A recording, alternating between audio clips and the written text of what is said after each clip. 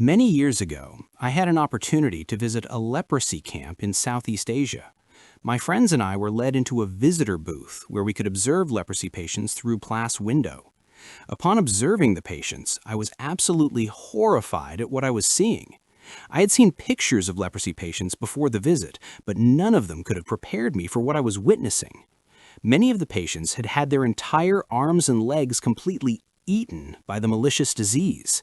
The closest analogy that I could think of would be a burned victim having his limbs amputated by fire. But leprosy is even more sinister.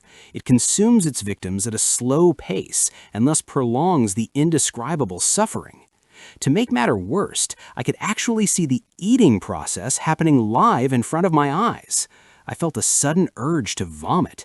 All I wanted to do at that moment was to leave the booth as quickly as possible so I could be away from the horrific scene.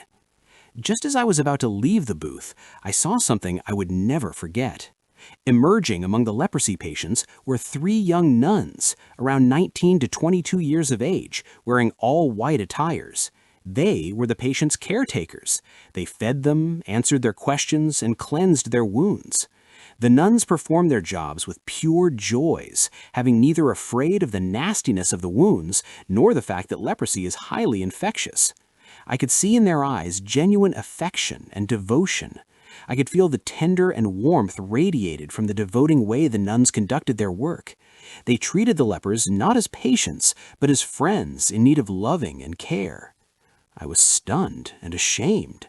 Here I was, standing 30 feet or so from the patients, protected by a cement wall, and yet was afraid to even cast my eyes upon these unfortunate beings.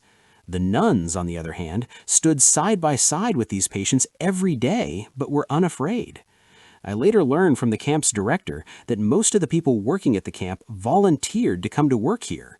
They knew exactly what type of a condition they would face, but they came anyway.